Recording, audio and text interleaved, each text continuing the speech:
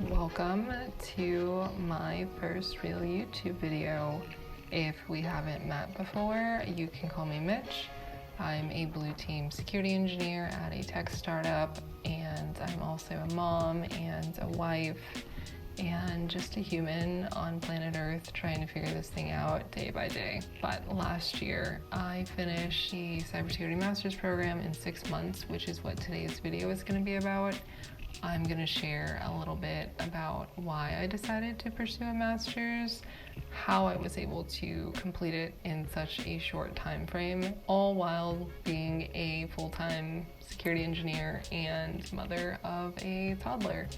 If you are someone who is going through a similar journey or you're contemplating it, I hope that this video gives you the hope and confidence that you can also do it. Those 6 months really tested me, but I just believe so deeply that it could be done in a really healthy and balanced way where your relationships, your relationship with yourself, and your work don't have to suffer. So let's get into it. Why did I choose to complete my master's and why was it done in 6 months?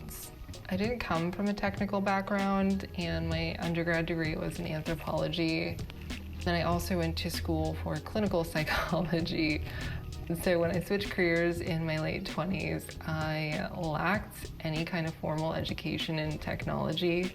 So I thought it'd be nice to have that, and I genuinely find cybersecurity interesting. Plus, I'm obsessed with being in school. I don't know what it is. I just love school. I love learning. I love sitting on benches and reading books. It was a natural decision for me to pursue this master's degree, but doing it in 6 months was not really part of the plan to begin with. I initially thought that I'd do it in a year to give myself that buffer of having balance in my life so I could do my job, have a family, and do school. My job at the time decided to cut their learning funds, so I wouldn't be able to get their help paying for the next semester. Because the program is self-paced, they allow you to take as many classes as you possibly can or want to in a semester's time. So I didn't want to pay out of pocket for 2 semesters. That's when I made the decision. When I made this decision, I also had to be really honest about my time and my energy. So I communicated what I was trying to do with my manager and with my husband.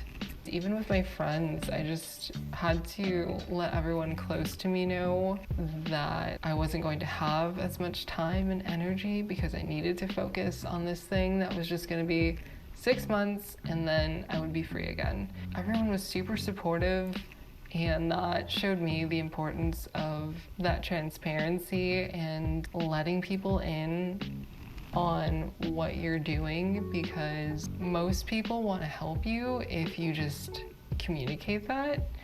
But I think it can be kind of hard because I know in the past when I tell people I'm doing things, some people aren't always as supportive as you'd hope or expect. So I get kind of weird telling people about what I'm doing, but I think it makes a lot of sense when it's people who are directly impacted every day by you doing what you're doing. TLDR, for making a big decision like this, it took me communicating with a lot of people to make sure that I had a good support system while I was doing this. All right, this is the fun stuff. How did I structure my day so that I could juggle all of these things? A typical day would look like 5 a.m., wake up, workout.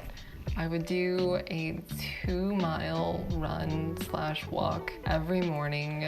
I don't know why I settled on 2 miles, but it's an arbitrary number and it just became my thing. I would also go to yoga classes on Monday, Wednesday, and Friday mornings. I would do all of that, have my morning routine. I would also meditate, journal, all that jazz. And then 8 a.m. would start working. And at the time, my desk was in our bedroom because we were living in this 2-bedroom condo while we were transitioning between houses. was not a fun time. We had to make it work, and that's something I've always been really good at, being scrappy, just getting the job done with whatever resources we have on hand. I digress. Around noon, I would have lunch or take a little walk around the courtyard. After that, go back to work until about 4 or 5 p.m. Then in the afternoon, I made it a point to spend time with my son and my husband, and we would go to the park or just hang out outside in the courtyard.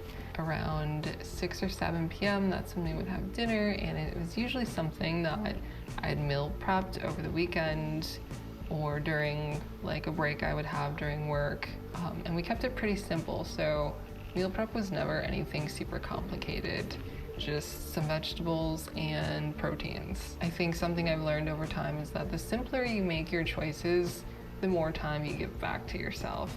I don't know about you guys, but I am the absolute worst when it comes to making food decisions, so I'm that person that will try to decide on food for like 2 hours and then just go to bed starving because I got too tired to make a decision, and just keep it simple. After dinner, that's when I would have my dedicated study time, and I would sit at the dinner table so my son could still see me, and then my husband would also be at the table playing video games.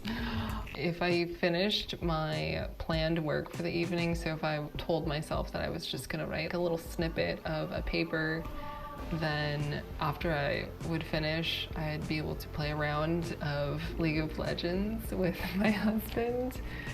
We had a season of playing hundreds of rounds of League of Legends. I love that game. On the weekends, it would pretty much be a similar schedule, except that from about like 7 a.m. to bedtime was fair game for studying, and I would eat here and there, but again, of course, it's just meal prep foods. Every bit of time that I had was either going to preparing for the week or studying or planning the work that I needed to do for my projects at work. Long story short, on weekends, I would usually fit in 8 to 12 hours of study time because I would just get so serious about it. And I just knew that this is the only time I really had to focus and study and write the way that I wanted to. It would just kill me sometimes at work when I would just want to finish writing a paper, but I have projects that I'm trying to push forward at work. Another thing that I really loved doing on the weekends was having a little routine where I would make a little matcha and play one of my favorite lo-fi playlists. It would just put me in this mood, just this cozy vibe, and I loved it, and I just loved sitting in that. It was a good time. I think that is also an underrated tip. Find ways to make the studying or the work that you're doing a pleasant experience, because why not? You have to do it anyways. Why not make it a nice little cozy experience? Next question. What tools or strategies help me stay on top of assignments and deadlines? So for each new class that I started, I would map out what projects or papers or tests needed to be completed, and then I would devise a strategy, like a roadmap to achieve those things. I think those are so important because it just gives you clarity into where you're trying to go. Because this was a self-paced program, I had to set my own deadlines, so that's kind of what helped me keep the ball rolling. I had to make progress every single day in order to meet the deadlines that I set for myself based on the grander timeline of fitting these classes into a 6-month time frame. And yeah, the reality was that I had to finish a total of 9 classes in 6 months, so we were on a time crunch. I also took time off when I felt like I needed it. For example, I took the CISA Plus and the Pen Test Plus exam 2 weeks apart, which was part of the requirement for my master's program. So what I did is I studied for those things around my winter break, so I was able to add an extra week off on top of the time off I already had from the company holiday time. I knew it was going to be a tougher exam, so I took the whole week to study nonstop. I was doing 10 to 12-hour days. And mainly because I just really didn't want that time off to be for nothing. I think it's also so important to communicate often and let people know how you're doing, how you're feeling. Be transparent, because that transparency can help dissipate the stress or just that load that you're bearing by yourself. Let people in your life help you. It is rewarding for them and it is rewarding for you. Whenever my husband is trying to help me and I don't want to let him, or back when we were dating and he would try to pay for something and I didn't want to let him, he said, "Don't rob me of the opportunity to do something nice for you." And ever since then, I stopped interfering, because when I want to do something nice for someone, I hate when they won't let me do it. So that's what I mean when I say it can be rewarding for both parties. Again, communicating is going to be crucial to making sure that you stay on the same page with your partner, your friends, and eventually the turbulence will end, you'll get your time back, and the relationships should still be intact. Another tip is just stay close to yourself. Knowing how you're feeling is so important, because you need to know if you're too tired to study. You need to know when your optimal study time is going to be, or your optimal focus. If you're starting to feel stressed out, you need to be able to recognize that and put a halt to it before you start displacing those emotions of stress, frustration on people around you. So staying close to yourself just means check in every day, make sure that you're getting everything that you need. Are you eating healthy enough? Are you getting enough sleep? What do you need to be 100%? You gotta ask yourself that question all the time if you want to stay balanced in everything that you're doing. And then lastly, learn to say no so that you can say yes to the right things. By that, I mean you have to learn to say no to the cookies or chips because it's easier, so you can say yes to the blueberries because it has more antioxidants and that's going to help you study better.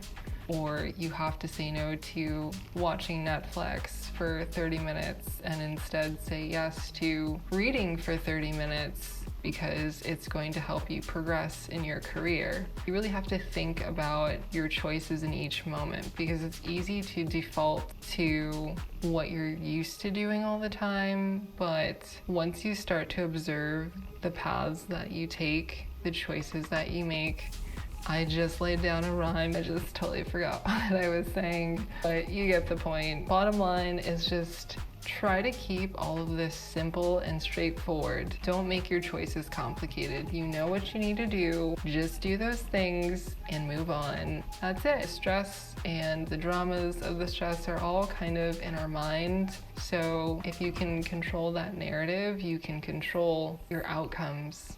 And you can do all those things. And if there's any one thing I want you to take away from this video, it's that if you believe that you can do everything that you want to do in a balanced way, you can be a good ex at work, you can be a good parent, you can be a good student. If you believe that you can do all those things and do it well, you will. It's the law. You simply have to reject the thought that you can't. Put your foot down and be like, no, I don't welcome the thought that tells me, oh, you can't juggle all of these things. Oh, there's no way that you can fit in your workout today while also trying to fit in a chapter of this study guide. Like, you just have to control your narrative. So whatever it is that you want to do, focus solely on doing that thing and not letting thoughts in about how you can't achieve it or whatever. Just mark your target and execute. To wrap up this video, I just wanted to talk a little bit about how completing this degree in 6 months impacted my career and life. I'm honestly really glad that I put myself through all of that because it taught me a lot about myself, and it helped me develop a better relationship with myself because I had to have so many conversations about the choices I was making, and with every positive choice or with every choice that led me closer to my goal, I felt a deeper connection to myself.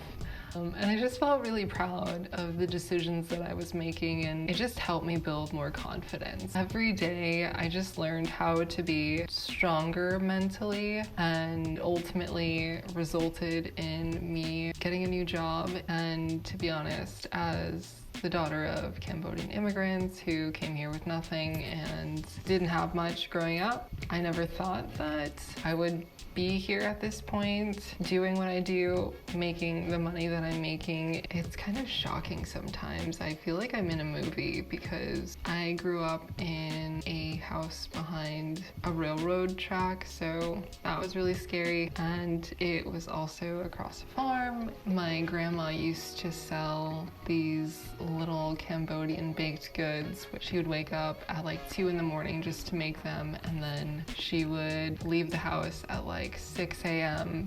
and push this little cart around full of these baked goods, and she would sell it to Cambodians in the surrounding neighborhoods. I didn't grow up in a very wealthy environment, so everything that I have achieved up to this point was plain old hard work. I'm sure so many of you share similar stories and hardships. So again, I just made this video to share what I know and share what has helped me in the past, because I myself have struggled so much through life and through school and through my career that I just want to help, and I want all of us to win. Normally, I think this is the part where I'm supposed to tell you to like and subscribe, but I just hope that you got something beneficial from this, and if you did, then I'm good, we're good. So you don't have to like, you don't have to subscribe, but if you did get value out of this, or if there's any other content that you'd like to see, do let me know. At least that would be helpful. Thank you.